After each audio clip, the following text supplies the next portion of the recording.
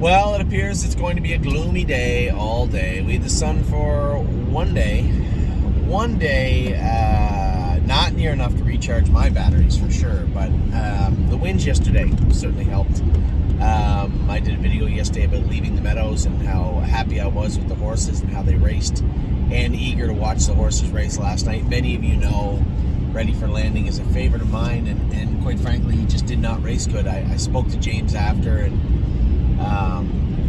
he was angry. He was a little heated. He said the horse just didn't seem like he had a lot of pop. He ran for no particular reason, which as a driver, and I know James also, as a driver, and definitely as James as a driver, he hates it when horses make breaks for seemingly no particular reason. So do I. It's not a very good trait to have, and the only thing I can say to James is, getting to the turn, when you first get to that turn, some of those trotters, and I can't say that he's one of them, but I can't say that he's not. You're better off just to let them coast into the turn a bit. What I mean by that is if you go into the turn against the pylons and then you have to twist them around, sometimes they're more apt to touch themselves and a young horse make a break. It'll happen. Once you're down there's not much you can do, right? James is trying to get his way into the hole, so he's got him kind of crunched up a little bit, and he's putting him into position, and he made a break. So was there something in that transition that caused it? In the past he's made breaks, but hasn't in recent memory. So a little surprised to see that. James said he was kind of flat after, so we have gone ahead and drawn his blood. We'll get that back today, I believe, at some point, or tomorrow morning.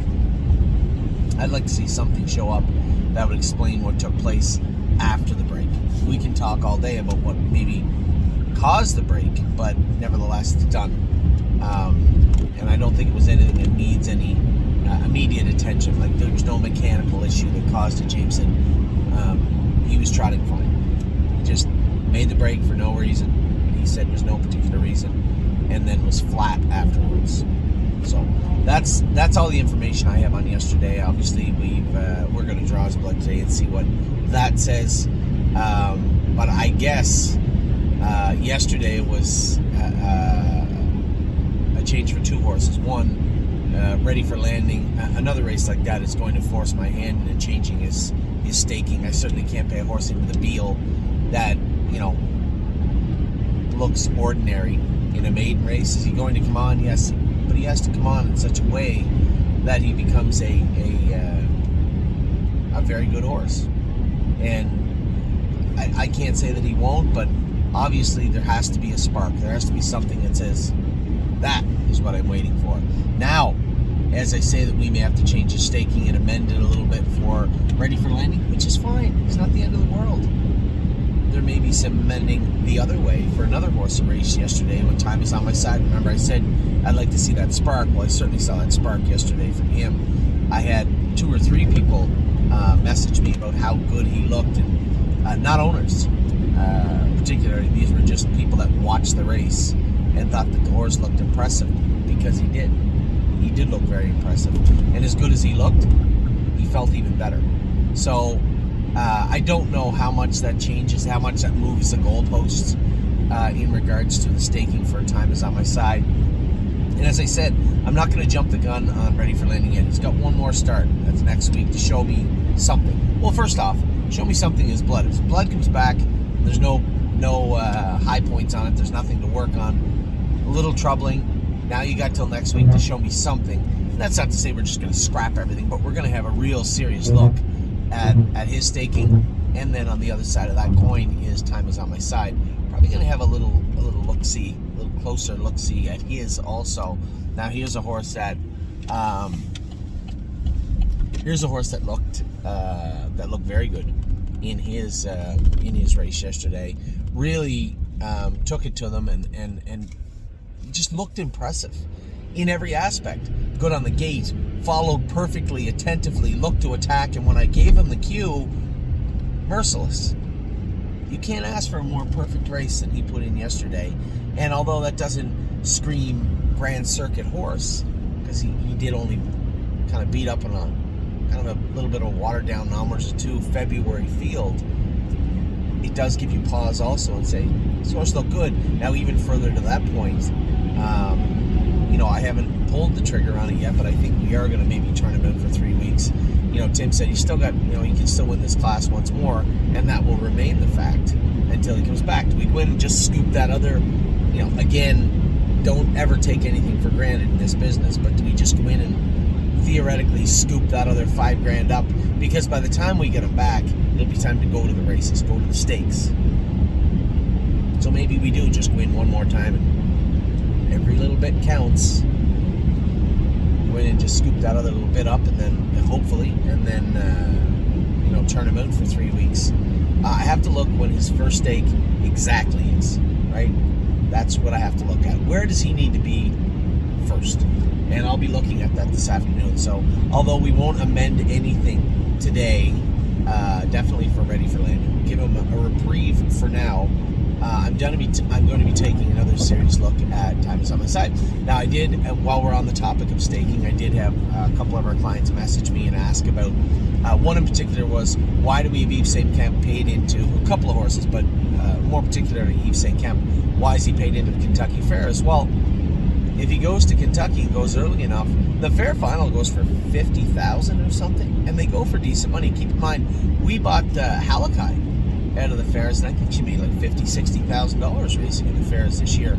And again, this is just another avenue and another path. If Yves St. Camp is an okay, ordinary type animal, that doesn't mean he's going to be a successful Stallion Series horse. Maybe an incentive C in Kentucky, or maybe not. Maybe we say, okay, now what? It's nice to have that other little thing there. I think I did make an error. Lonely Lakewood certainly doesn't need to be in there. So I'm going to review who we paid into those Kentucky Sires. But as I said to Randy, the client that sent me that, our partner on Eve and on the other ones, I think I'll stay the course with Eve and that Kentucky staking. It's only $50, but again, it's $50.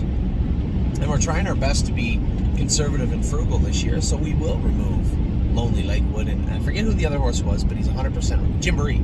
It's Gymboree also. We'll remove her from the fair program, but we will, I believe, leave Yves St. Camp in there. So, thoroughly impressed with Carter Michael Dio yesterday. Thoroughly impressed with Time Is On My Side yesterday. And then we, pretty disappointed with the race put in by Ready for Landing, to see if we can get to the bottom of that. What actually caused that? What happened there? What is this right here? Oh, oversized logos. So we'll try and get to the bottom of that. And then, of course, Collector. I just thought the horse looked very good. James, drove him very good, put him in a good spot. That horse, we all knew he wasn't coming first over with him, or was not going to quarter pole him. You saw Chris get in trouble when he cleared to the front down the lane. 2 or 3 starts back, it just looked like he kind of lost his way. So racing him in that manner was, James was going to do that, 1, and 2 was absolutely the right way to go about it. So I was very happy to see him get the trip he did, and then to weave through. Then it looked like he was going to file him through the inside, and he kind of got shut off, and he just kind of reshuffled him, and he took off. And that's not easy to do on a track like that. I didn't watch many races last night, but they all seemed to be a little bit slow, and the horses seemed to be a little bit sluggish, which I didn't see the mud fenders on last night, but that doesn't mean the track wasn't deep and taxing. It certainly looked that way, and to have that horse sprint in the last 100 yards going under the wire was impressive. So a good job by James and Harry to have him good last night. Woke up this morning, got to the barn. Obviously the track is still closed. I did see them digging at the track. It seemed to me they were only focused on one area down by the wire. So maybe they're getting through it. I had voiced my opinion to Amy Haller and just said, hey, you know what? I think it's only fair. We got to get on this track tomorrow if you think you're going to race on it. You can't just let the track settle and just say, okay, everybody on the track. I just don't think that's the right way to go about it. You're going to have people on this track tomorrow afternoon just to see, one, you have all hundreds of horses stabled at Northfield Park, and the back track is getting disastrous in the sense that there's upwards of got to be 40, 50, 60 horses on the track, a third of a mile track at any given time in the morning. It's a little congested, to say the least. So it'd be nice to get 100 or so horses on the track tomorrow morning, whether it be jogging or training. We'll be training. whether it be jogging or training, though, just to get a feel of how the track is. Is it stable? Is it safe? Are there any soft spots that A, they need to work on, or B, you can't race on? These are questions that we need to answer tomorrow morning. So we'll see how that plays out. As of right now, I'm not optimistic that they're going to qualify. I want to see, if we go on the track tomorrow morning, I'm certain we'll qualify tomorrow afternoon, which would be perfectly fine for me. I just don't know what that looks like. So again, left in the abyss, jogging the horses on the back track today and hoping we get on the track tomorrow. How did I get from there to there? The qualifiers today. Oh, I woke up today, the track was closed, I see. So just jogging done today. I had to leave a little bit earlier because earlier today, race 2 and 7. Yesterday was 12 and 13. So got to leave a little bit earlier today to race Crantini and Patrick de Pirana. So good luck to my partners and them. But this morning we saw International Spy qualify. Now a couple updates. One, people asked Texan Soprano's class didn't go. Is it going to go this week? Well, he did show some mucus and just a little streak of blood. So giving him a week off certainly isn't going to hurt him, especially considering the month of January he had a shining point in a pretty tough month for us. Obviously exasperated by the cancellations, both in Meadows for a week and most certainly Northfield. So the shining star of the whole month was Texan Soprano for sure, and the horses in Ontario. So to give him a week off certainly isn't going to hurt him. So you're likely not going to see Texan Soprano Indigo this week. It'll be next week, which is perfectly fine. A lot of people asked me, where was Hallie in the Clouds? I thought you said that Hallie was going to qualify. Hallie tied up yesterday. I just got a note after the draw was done, so of course I had just enough time to get about 5 emails asking where Hallie was. When I picked my phone up, I saw Dominic had said that he thought the filly tied up. Subsequently, right after that, I got an email from the vet lab with the blood on the horse. Now her CK was 11,000, which is pretty high, but her AST was under 1,000, which means she literally just tied up yesterday. They were on it right away. Was it Thursday? Yeah, it was Thursday. Yes, Thursday morning. They were on it right away and treating her, so that 11 will break down pretty quick and likely settle if all things go well. And she's pretty chilled, cool customer, so I suspect it'll settle somewhere around 4,000, and that will be that AST number. So it'll take them a week, probably be able to get that down around 2,000 or 1,500 next week, which means probably should school, not qualify, but still needs that other work. So it did cost her a week, but mechanically, other than that tie-up, and of course, goes without saying, nothing's for certain. There's no indicator that would tell you exactly why or how she tied up, but given the weather and the calendar, she is a filly. It is February, and the weather's changing dramatically. Freezing, warm, freezing, warm. I don't think we have to call the FBI in. I think I can say with all certainty, or as much as I need, that that's what caused the tie-up on Hallie in the Clouds. Now that it's happened, we just be on the lookout for it from now on. Maybe if you get a day where the weather shifts quite a bit, or it's gloomy, or she's had a day off, or she's in heat, maybe go easy with her out in the field, maybe in the morning, or a little anti-inflammatory even before she jogs, just to stay ahead of it. I think would help a lot. But so I guess the takeaway from yesterday is, 1, she can tie up, 2, be on the lookout for it, and 3, know your indicators, which is the weather, her being in heat, the time of the year it is for fillies to start cycling. So Hallie in the Clouds, it is going to cost her a week. We did get to see International Spy. International Spy qualify. I haven't seen International Spy train or go since last year when we stopped with him, for the most part, that I know of. I know I watched him go at the door to train. I watched him jog around. I think I saw him go a slow mile at First Line, actually, 2 weeks ago when I was there. Looked good, but looked much better today.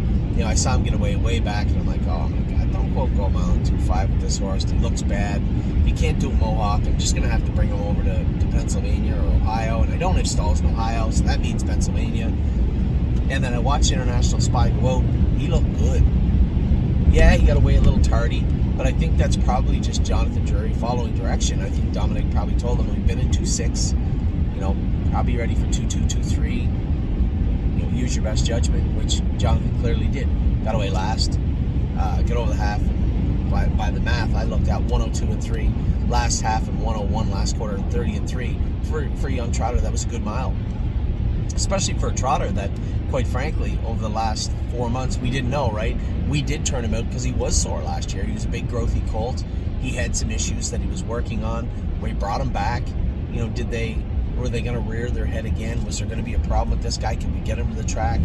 And then it was James 2 weeks ago. I knew that he had schooled, and I just happened to say to James, how'd we do today? And he said, I'll tell you one thing. And keep in mind, if we rewind all the way to when we brought the babies in last year, International Spy was very highly touted. James loved this horse. Now, at the very beginning, which means nothing, at the very beginning, James loved this horse. And it just seemed like it was one thing after another. He was problematic in the sense that he would get sore from here. Left hind, I think, below his hock. He had very long pasterns. I will stop short of saying he had a suspensory issue because it wasn't. But it looked like down the road he might. He was growthy, he was big, he had these big long pasterns behind, and we just said, geez, I don't think this horse is going to stay sound all summer. We're just going to quit with him now. And I think doing that, well, I think, again, I'm comfortable in saying probably saved him, but most definitely set him up to be the best horse he can be. And I had asked Deb, the caretaker, and Dominic last week, so that left hind and stuff, he's sound. He goes, it's never bothered him in the last 2 months. Horse has been great. It's been fantastic. Which was surprising to me. So coupled with James saying how good he schooled, and then hearing that he's sound and moving forward, and then to watch him qualify today, really come out of the woodwork somewhat. I think this horse looks very interesting. Now, I don't think we're going to pay him in the Breeders' Crown. But he went from being, is this horse okay, or what are we doing with him, to looks like he's going to be a pretty useful animal. That's pretty cool. He looked good on the track. I was really impressed with International Spy. First lifetime qualifier, 2-3-3 last quarter and 30-3 last half and 1-1, and it looked a little softish today. I didn't check the line close enough to see if they gave the track any time, but he certainly looked good. I was really happy with him. So I'm on my way over now to the Meadows. I'll be there in about an hour. We do have Crantini today. We do have Patrick the Piranha today. Now, Patrick drew the 8-hole, and I'm not going to be blasting him out of there. We're probably going to look for a spot 5th or 6th with him. And may not even find that. But he's not going to be driven overly aggressive today. Crantini, you can't really drive Crantini aggressive. He's got a governor on him. He'll only let you drive him as aggressive as you can. I just like to float away and get a good spot with him. A trip like time is on my side yesterday would be nice for him. And then tonight in Ontario, we have Stay Special racing. Actually, I'm embarrassed to say I don't know who's driving Stay Special. Likely Tyler Borth or Jonathan, I would imagine. James is headed to PEI for the O'Briens. I felt bad too. I couldn't get to PEI for the O'Brien Awards, to watch James. And Curtis is also up for an O'Brien Award, so good luck to both of them. They deserve it. I don't think there's a way to jinx James from winning Driver of the Year. I think it's a foregone conclusion that James is going to win Driver of the Year, and it's well deserved. And I know Curtis has been trying to win this Media Excellence, I think it is, if I'm not mistaken, award for quite a while, and I think this is his year. So, good luck to both of them, but I think well deserved, both of them also. And then tonight we also had the second start of 3 Point Blue Chip. We forget, right? I was talking to somebody the other day about how much this horse meant to us as a 2-year-old, and how high the hopes and dreams and quite frankly expectations were going into his 3-year-old season, and then to have him fracture his foot was just a killer. And then to work so hard on such a tight timeline. Andy and Julie Miller worked so hard to get this horse ready on such a tight timeline, and then just have him come up sore on it was just so deflating. And then a year goes by and you forget about him. You forget how good he was. You forget what he represented to the stable, and come back and raced okay last week. I think he was third, just picked off the wire for second and raced good. But you can't sit a year, especially coming off an injury, a year and a bit, and then just turn into an open horse. It's going to take time, and I know that again, expectations and hopes are mounting for 3 Point Blue Chip, but man, he looks really, really good on the track. So excited to see him race tonight also. So as I said, we have 4 more in today. Patrick the Piranha is in, Crantini's in, Stay Special is in, and 3 Point Blue Chip. So good luck to everybody today. Tomorrow, who knows? I have no idea what's going to take place. In a perfect world, we would qualify Oh Snap You, No Chance in Hill. We would race What a Mission and Delicious Stone and Miss Rocket Alley, short or otherwise, and go from there. We'll see what takes place. But for right now, we'll take it one day at a time. Good luck to everybody today. I'm sure I'll talk to you later on this evening.